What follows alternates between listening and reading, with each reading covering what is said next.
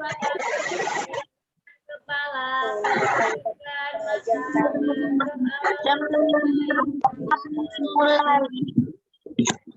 Al-Fatihah. A'udzu billahi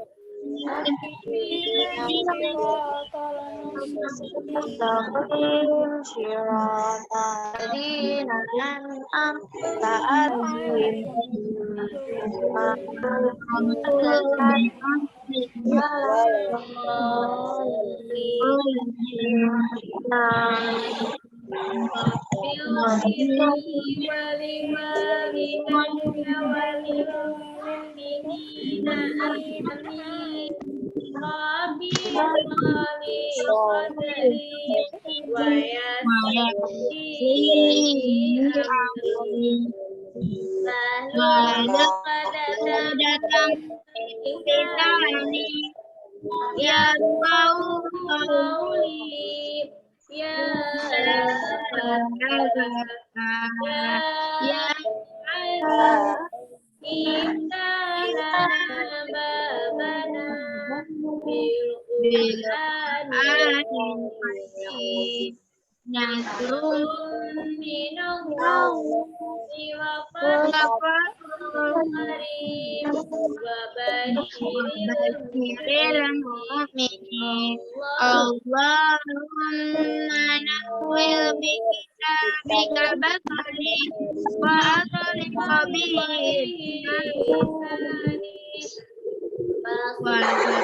bihi Wal-Qadri Wasta'min bihi jannati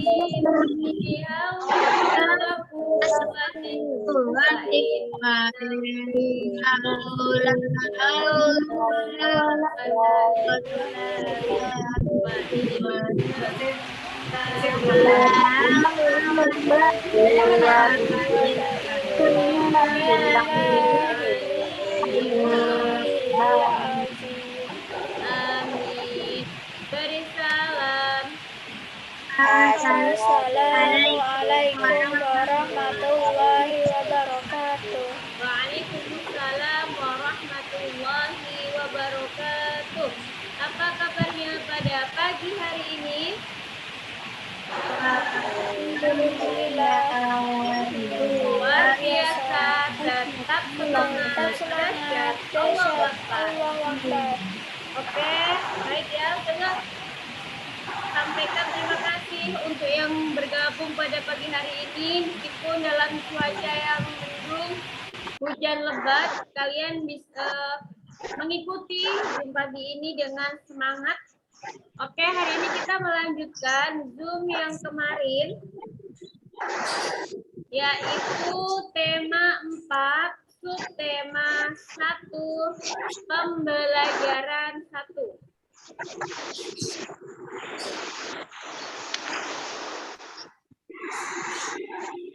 Kalau mau sambil minum teh hangat atau minum susu boleh ya.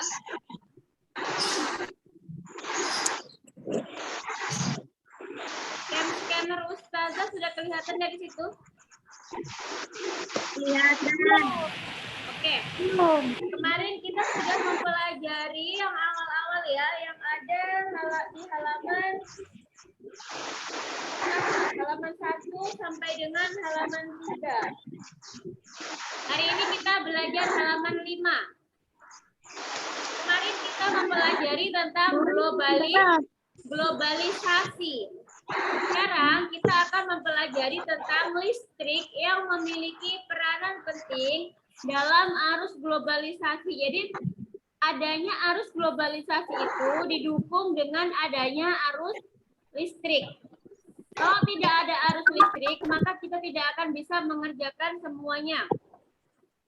Tidak dapat dipungkiri bahwa globalisasi itu terjadi karena pengaruh perkembangan teknologi di berbagai bidang yang didukung oleh peran energi listrik sebagai sumber energi lainnya. Dengan adanya televisi, HP, komputer, dan internet, membuat arus globalisasi semakin mudah dan menyebar ke berbagai wilayah. Jadi yang utama itu adalah listrik. Karena dengan adanya listrik, kita bisa tersambung ke televisi, kita bisa tersambung ke HP, komputer, internet. Semua itu bisa kita manfaatkan atau bisa kita gunakan dengan adanya listrik. Kalau tidak ada listrik, maka semua tidak bisa berfungsi. Internet tidak bisa berfungsi, atau biasanya gangguan jaringan. Kalau yang menggunakan WiFi di rumah, kalau listriknya mati, pasti wifi-nya terputus, ya kan? Iya. Jadi yang peran yang paling penting itu dipegang oleh listrik. Nah, sekarang kita akan mempelajari berbagai sumber energi listrik yang biasa kita gunakan.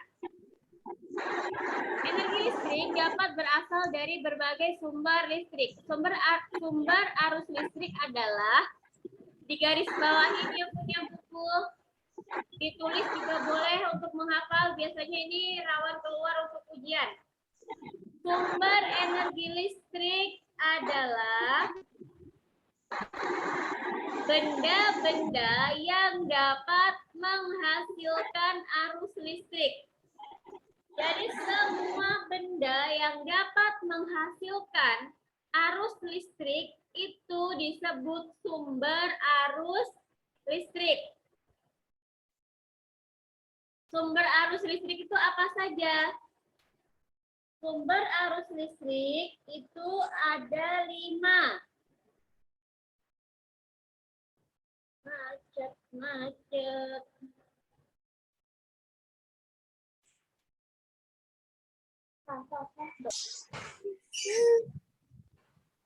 Maaf ya, ini gangguan jaringan.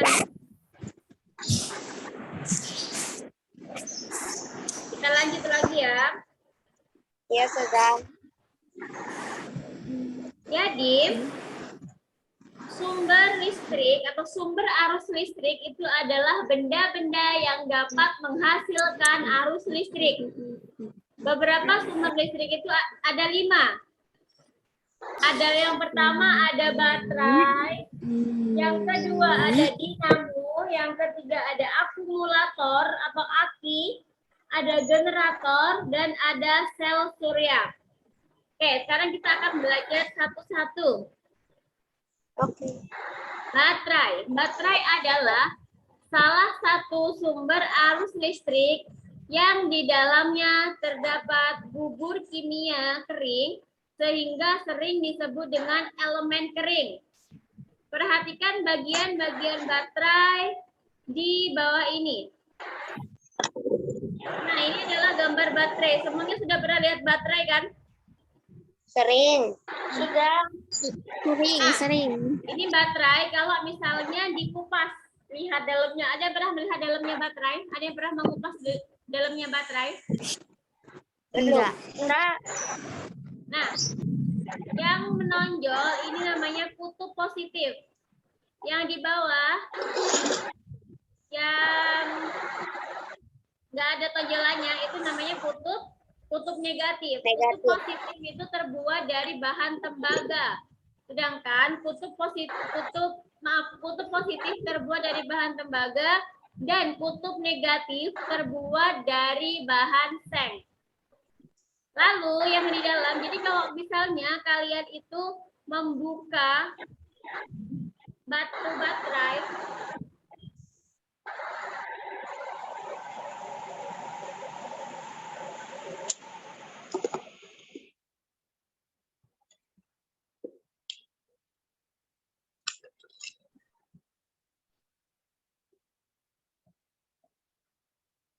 tuh, baterai yang dibuka gambarnya kayak gini.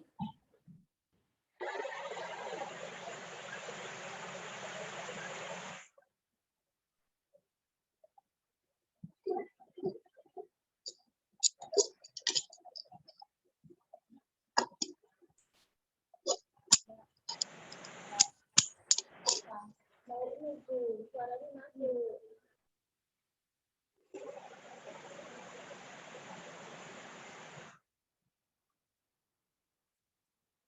Mana baterainya?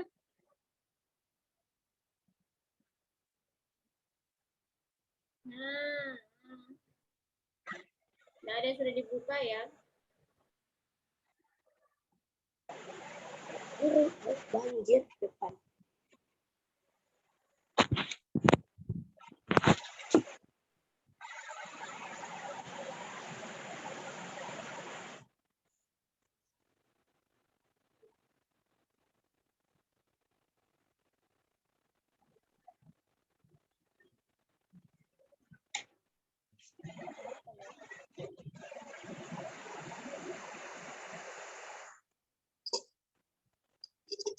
Isi dalam.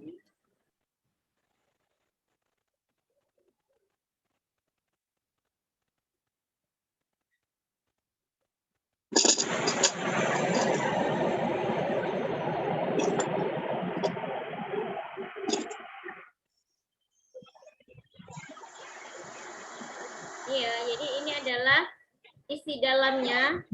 Ada beberapa seperti batang arang. Batang arang ini atau batang karbon yang di sini ya. Jadi kalau misalnya kalian di rumah punya batu baterai, itu bisa. Nanti kalau bisa dibuka, dipraktikkan, dilihat dalamnya itu apa aja isinya. Jadi di sini ada batang karbon, terus setelah batang karbon ada lapisan lagi namanya pasta elektronik. Pasta elektrolit, terus ada pemisah, terus di bawahnya itu ada campuran karbon dan MnO2, klorida. Lalu di bawahnya ada logam, seng.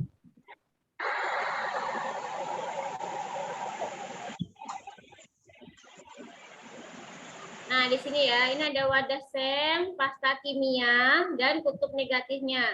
Nah, ini kalau misalnya kita menyalakan lampu menggunakan batu baterai, jadi kita arusnya itu atau kabelnya itu harus ada satunya di kutub positif dan ada di kutub negatif. Lalu menggunakan lampu LED dan dia bisa menyala. Kutub positif baterai itu terbuat dari bahan tembaga, sedangkan kutub negatifnya terbuat dari bahan seng. Jika kutub positif dan kutub negatif itu dihubungkan, maka akan menghasilkan arus listrik yang dapat menyebabkan lampu menyala. Bubuk kimia kering atau pasta kimia di dalam baterai itu terbuat dari bahan kimia yang disebut dengan salmoniak. Yang ini ya, yang di sini yang di hitam-hitam ini namanya salmoniak. Arus listrik yang dihasilkan pada baterai sering digunakan pada lampu senter, radio, jam dinding, dan sebagainya. Kalian pernah nggak memasang baterai? Pernah. Nah, kalau kalian memasang baterai pasti berlawanan kan. Kalau misalnya yang kutub positifnya di atas, yang sebelahnya pasti kutub negatifnya di atas kayak gitu kan? Iya kayak gitu. Pasti kalian tidak pasti baterainya itu tidak akan bisa berfungsi kalau kalian mensejajarkan positif ketemu positif, negatif ketemu negatif. Pasti baterainya tidak bisa berfungsi.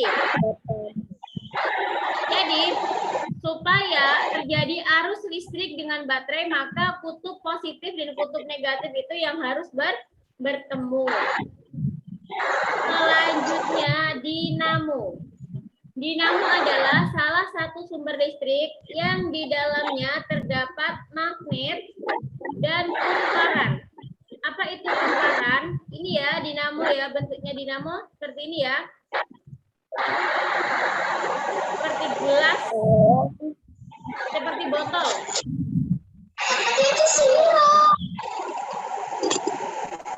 Kan jam 11:30.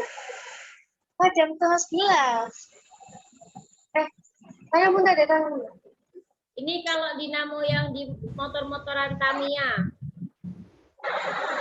Di mobil-mobilan yang kecil itu. Kalau dinamo sepeda,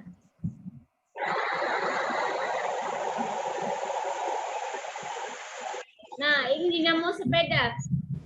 Ada yang pernah lihat dinamo sepeda seperti ini? Pernah.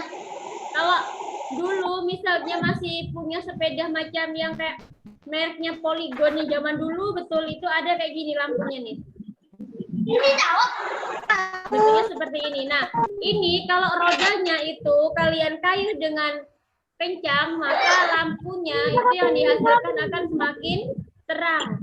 Kalau sepeda yang kalian kayuh itu lambat, maka lampunya itu semakin meredup.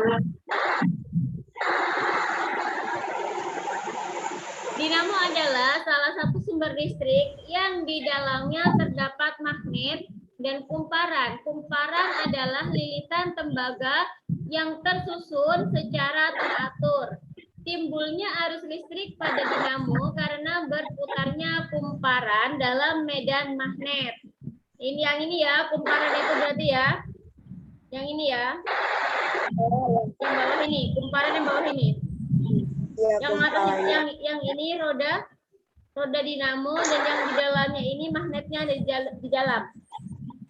Balik ke Terjadinya perubahan energi gerak menjadi energi listrik yang sudah pernah kita pelajari dulu ya kelas 4, perubahan energi. Energi gerak berubah menjadi energi listrik. Besarnya energi listrik yang dihasilkan sangat tergantung kepada kecepatan putaran roda dinamo. Jadi semakin cepat kita mengayuh, maka semakin terang lampu yang dihasilkan. Perhatikan bagian-bagian dinamo sepeda di bawah ini. Ada roda dinamo, ada magnet, dan ada kumparan. Jika dinamo sepeda dipasang, maka dinamo dapat dihubungkan ke lampu dan klakson. Kalau lampu dan suara klakson sangat tergantung pada energi dari putaran roda sepeda. Jadi, semakin cepat putaran roda sepeda, maka akan semakin terang nyala lampu atau semakin jelas bunyi klaksonnya. Oke, dinamo dan baterai ada yang ditanyakan? Tidak, Ustazah. Kalau tidak, kita lanjut pada akumulator. Bisa dibaca dulu sebentar, 3 menit sampai halaman 7.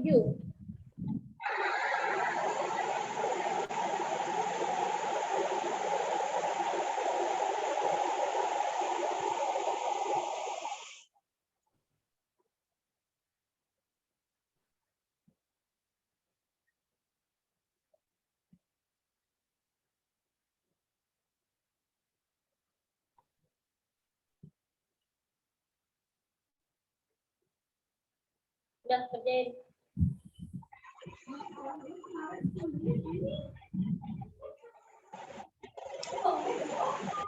Kan besok matematika.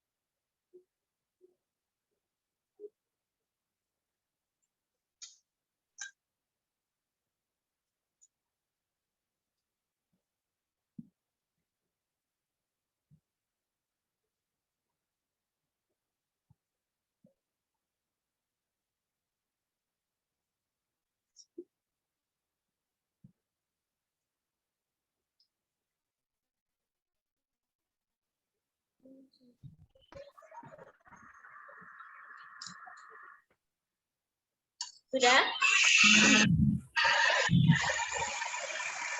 Sudah? Belum, Ustazah. Belum, Ustazah.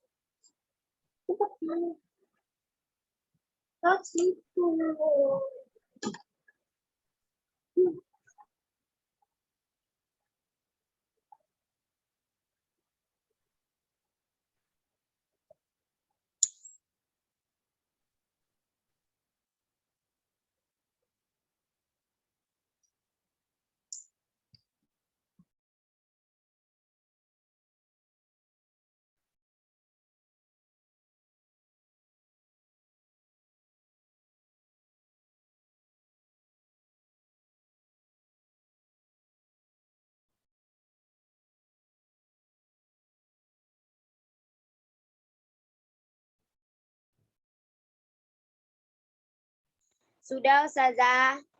Sudah? Sudah. Oke ya, sekarang akumulator. Akumulator lebih terkenal dengan sebutan aki atau akumulator basah. Akumulator adalah sumber listrik yang di dalamnya terdapat cairan bahan kimia yang disebut dengan asam sulfat atau nama kimianya H2SO4. Ia disebut sebagai dengan elemen basah karena bahan kimianya berbentuk cair. Kalau baterai tadi, batang karbonnya itu dia bentuknya kering ya. Ya, kering, Ustazah, kan terbuat dari tembaga. Iya, jadi batang karbon ini di dalamnya itu kering. Dalamnya itu serbuk warnanya hitam. Nanti kalau misalnya ada yang bongkar batu baterai di rumahnya, bisa dilihat. Nanti bentuknya itu kayak panjang, warnanya hitam, terus dia serbuk. Kalau akumulator, ini dia bentuknya air, bentuknya cair. Oh, cair gitu ya, Ustazah. Karena bahan kimianya berbentuk cair. Nah, ini ya, coba saya carikan gambar aki.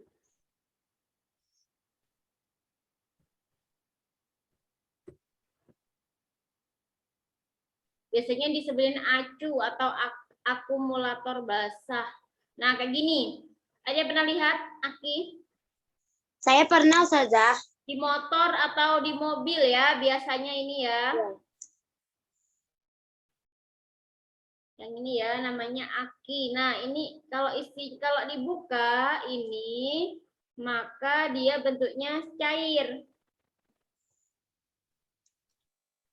Isi dalam. Oh, rupanya dalamnya cair. Saya kira dia tuh macam kotak-kotak itu aja. Dia cair. Oh, enggak ada yang ada isinya dalamnya. Lihatkan dalamnya. Oke. Nah, akumulator itu biasanya terpasang pada motor dan mobil. Jika kutub positif yang ini, yang warna merah, yang warnanya merah ini adalah kutub positif. Nah, kayak gini kan bentuknya. Mana ya yang gambar? Nah, ini. Yang warnanya merah. Yang warnanya merah ini adalah kutub positifnya. Dan yang warnanya biru ini adalah kutub negatifnya.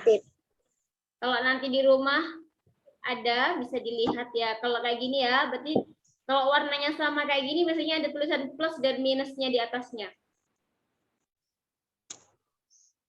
Oh, berarti merah, positif, biru, negatif.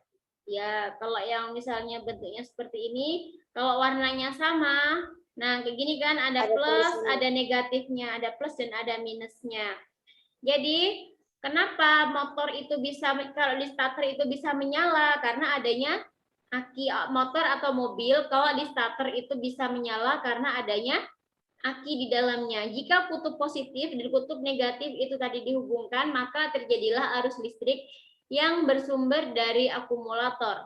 Arus listrik tersebut dapat menyebabkan lampu dan klakson pada mobil atau motor dapat menyala. Jadi misalnya kalau nanti akinya habis, motornya itu tidak bisa di starter secara otomatis, ya kan? Harus diengkol dulu. Terus klaksonnya tidak bisa menyala dan lampunya juga mati. Lanjut, generator. Ada yang di rumahnya punya generator? Genset. Oh, genset ada. Jadi Genset itu termasuk jenis generator ya. Jadi generator listrik adalah sebuah mesin yang dapat mengubah energi gerak menjadi energi listrik. Masih ingat? Berarti energi gerak itu sama dengan mekanik dirubah menjadi energi listrik. Generator listrik memproduksi energi listrik yang bersumber dari pembangkit tenaga listrik. Kalau di sini kita akan membahas pembangkit, jadi lebih besar lagi skalanya. Seperti pembangkit listrik tenaga air, pembangkit listrik tenaga uap, atau tenaga angin. Coba. Generator pembangkit listrik tenaga air.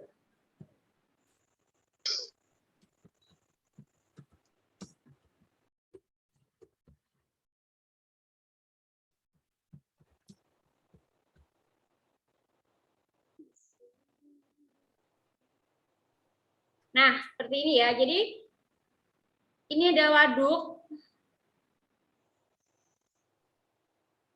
Waduk atau bendungan. Jadi, mesinnya itu tertanam di bawah ini. Yang ini ya, ini waduknya. Ini adalah mesin generatornya. Terus nanti dipompa ke atas. Dan ini adalah sutetnya. Oh. Jadi dia itu pembangkitnya. Nah, ini adalah generatornya. Cara kerja pembangkit listrik tenaga air. Jadi bukan hanya waduk, bisa juga sungai. Sungai menampung air. Terus di sini ada tanah ya. Di sini, nah ini sini ada turbin. Potosi air menjadi energi gerak. Nah, di sini nanti dia berputar. Yang ininya.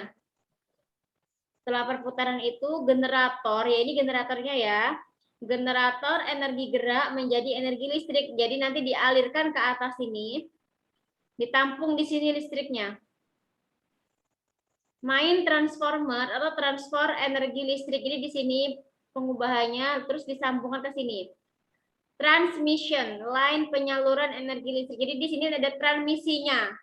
Transmisi itu sama dengan penyaluran. Jadi kalau sudah di menara ini ada kabel-kabel yang sangat banyak. Nah, kabel-kabel yang sangat banyak itu menyalurkan energi listrik yang ada di pusatnya ke rumah-rumah kita melalui gardu-gardu listrik. Jadi energi listrik itu bisa dari tenaga air, bisa dari tenaga uap atau tenaga angin. Kalau tenaga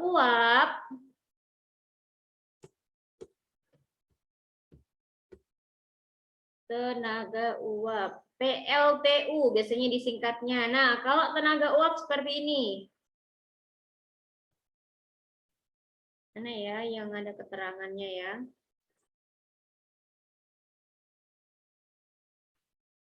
Oh, tidak ada keterangannya yang di sini.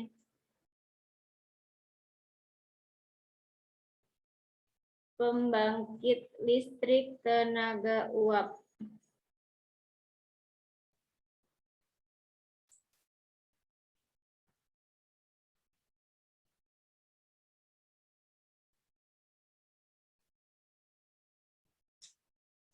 Kayaknya ada di buku itu di halaman 23 kalau nggak salah. Itu di soal.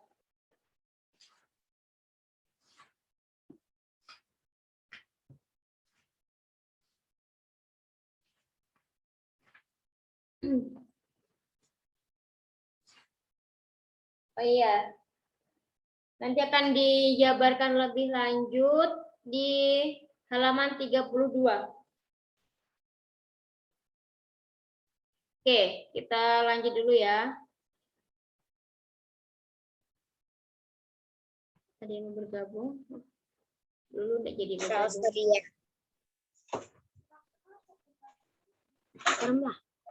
Jadi energi listrik yang dihasilkan tentunya sangat besar.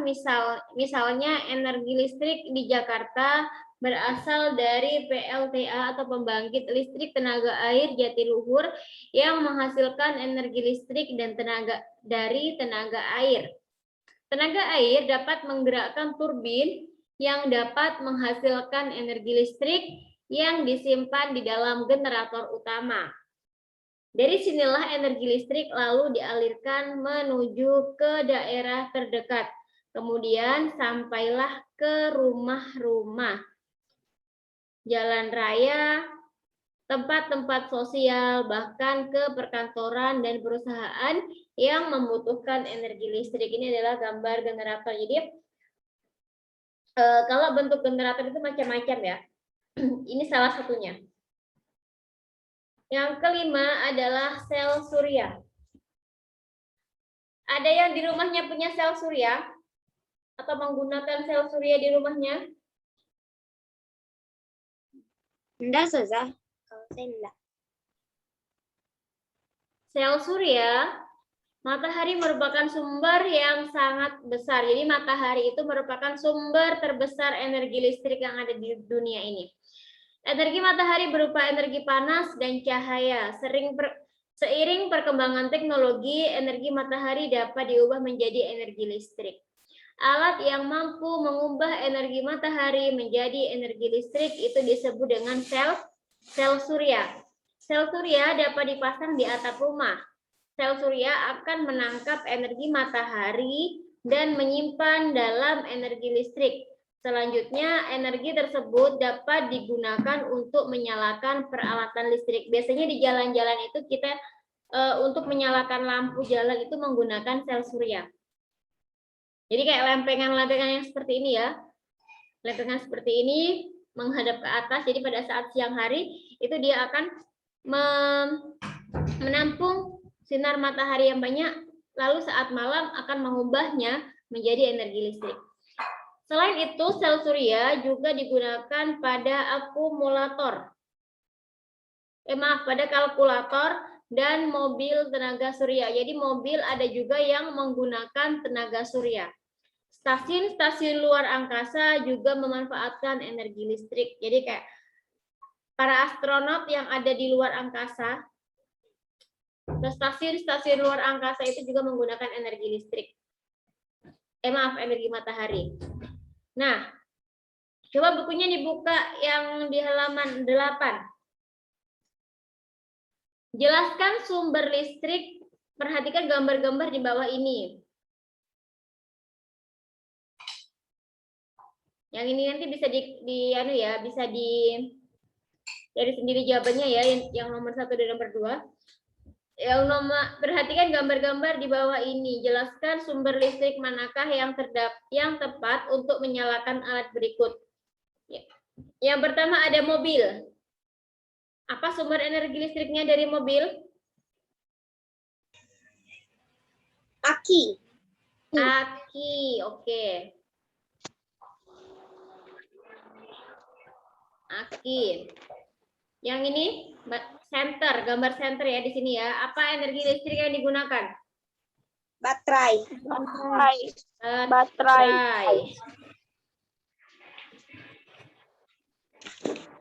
Laptop.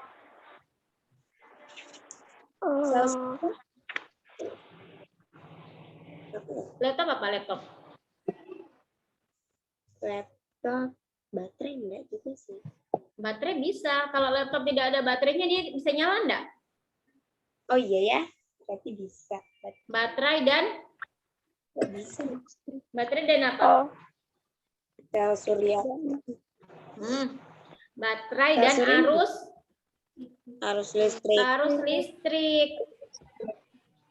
Kalau misalnya pada saat baterainya itu sudah rusak, dia bisa menyala kalau dicolok, ya kan? Ada kan yang kayak gitu? Jadi dia sumbernya harus baterai, arus listrik. Kalau lampu dari mana? Aliran listrik. Aliran listrik.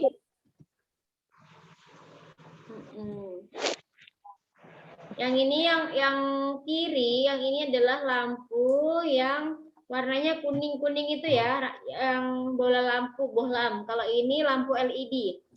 Apa sumbernya? Baterai. Masa lampu ini pakai baterai? Listrik. Dinamo. Listrik. Lampu yang kayak di rumah kalian itu loh, kayak lampu Philips itu. Listrik. Nah, aliran Listrik. Akan aliran listrik. Oke, yang terakhir motor. aki. Aki. Tahu akumulator basah tulisannya.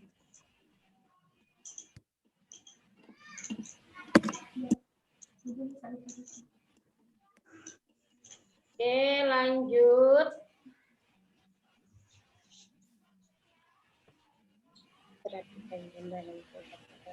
Lanjut pada kerjasama ASEAN.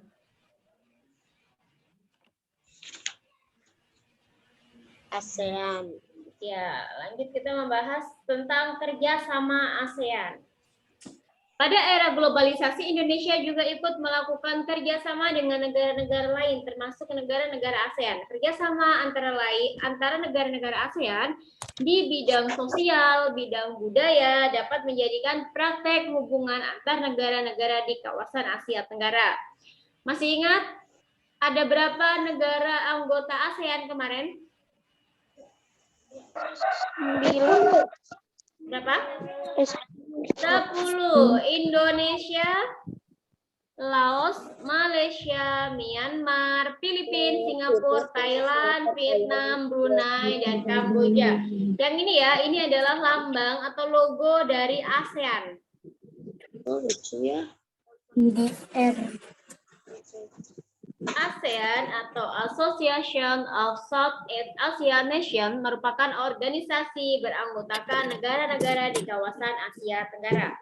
Jika ditinjau dari segi wilayah, negara-negara yang tergabung dalam ASEAN dapat dibagi menjadi dua golongan. Negara-negara yang berada di daratan benua, masih ingat mana saja kemarin? ASEAN terbagi menjadi dua, ada ASEAN daratan dan ada ASEAN kepulauan. Perairan. Iya, ASEAN benua benua Asia dan perairan benua Asia. Jadi ada yang di benua Asianya dan ada di perairan benua Asia. Jadi kalau yang di perairan benua Asia sudah pasti bentuk negaranya itu adalah kepulauan. Negara-negara yang tergabung dalam ASEAN meliputi ini sudah ya, dengan tujuan untuk memperkuat daya saing di kawasan Asia Tenggara. ASEAN perlu meningkatkan kualitas kerja antar anggota negara melalui peningkatan kualitas sumber daya manusia dan lingkungan hidup. Gunanya apa? Untuk mewujudkan kerjasama ASEAN di bidang sosial budaya menjadi satu tolak ukur untuk meningkatkan integritasi ASEAN melalui berkembangnya a caring and sharing community demi menjadi kawasan Asia Tenggara yang damai, tentram, makmur, serta sejahtera untuk generasi sekarang maupun untuk generasi penerus. Beberapa contoh konkret kerjasama di antara negara-negara ASEAN di dalam sosial budaya. Ya, ada 7 kerjasama negara-negara ASEAN di bidang sosial budaya. Yang pertama adalah pertukaran acara program televisi ASEAN. Jadi ada Indonesia menyiarkan siaran televisi yang dari negara-negara ASEAN dan negara Indonesia juga acara beritanya itu juga ditayangkan di negara-negara ASEAN. Seperti misalnya kita bisa melihat tayangan dari Malaysia, Malaysia pun bisa melihat tayangan kita. Dari Indonesia. Yang kedua, adanya misi kebudayaan dan kesenian dengan diadakan festival lagu ASEAN. Biasanya ini berputar dari satu negara ke negara yang lain. Adanya festival budaya.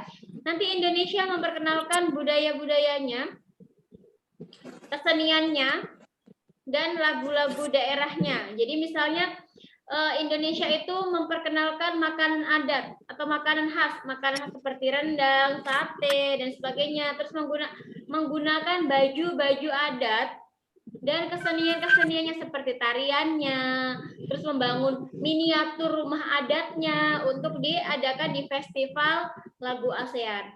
Yang ketiga, menyelenggarakan festival seni.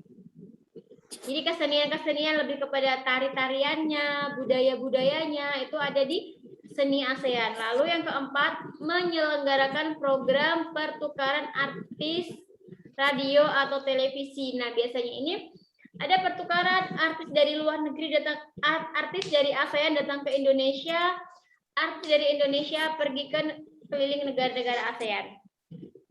Yang kelima, mengadakan pekan film, festival film. Jadi mengadakan pekan film dan festival film. Jadi itu biasanya festival film yang ada di ASEAN, se-ASEAN. Yang keenam, pertukaran kunjungan antar seniman ASEAN. Yang ketujuh, pertukaran pelajar antar negara ASEAN.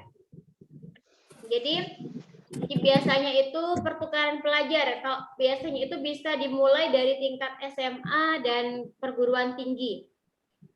Ada teman dari negara asing. Kayak yang di kampus Ustazah dulu ada yang dari Thailand. Jadi ada beberapa teman Ustazah di kelas itu orang-orang Thailand. Terus dari negara kita, dari kampus juga mengirimkan ke Thailand. Nah, itu adalah contoh pertukaran. Jadi bisa ada yang ke Thailand, ada yang ke Singapura, ada yang ke Brunei, ada yang ke Malaysia.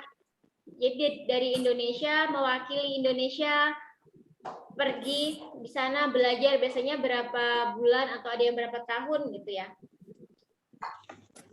Jadi menindaklanjuti pertemuan ke-10 ASEAN Senior Official on Culture and Art atau SOMCA dan pertemuan ke-15 ASEAN Community on Culture and Information Subcommunity of Culture atau SSC pada tanggal 2 sampai dengan 7 Juni tahun 2014 yang lalu.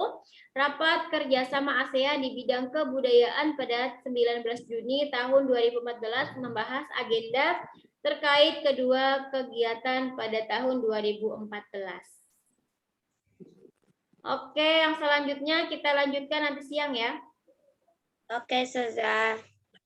Jadi nanti siang itu kita lanjut untuk yang pembelajaran 2. Tugasnya Ustazah sampaikan nanti siang. Oke, Ustazah akhiri pertemuan kita pada pagi hari ini. Yang belum sholat duha, silakan untuk sholat duha terlebih dahulu. Saya belum makan.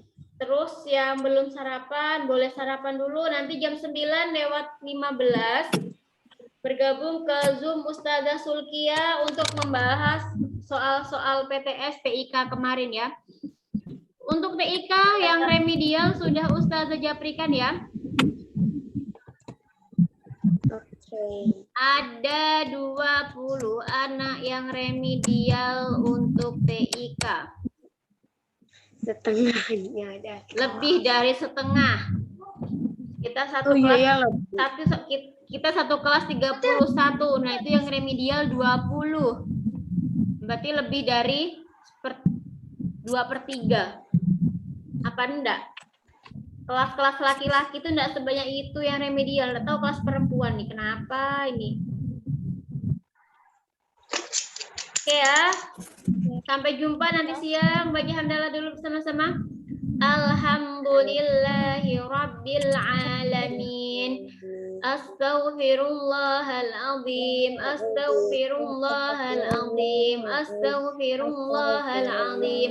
Subhanakallahumma wa bihamdika asyhadu an la ilaha illa anta astaghfiruka wa atubu ilaik. Amin. Sebentar lagi Ustazah akan mengirimkan soal remedial tema 2 ya. Ya, saya remedial PPKN. Oke, Ustazah akhiri, ada kurang lebihnya sudah mohon maaf. Assalamualaikum warahmatullahi wabarakatuh. Waalaikumsalam warahmatullahi wabarakatuh. Bye-bye. Waalaikumsalam.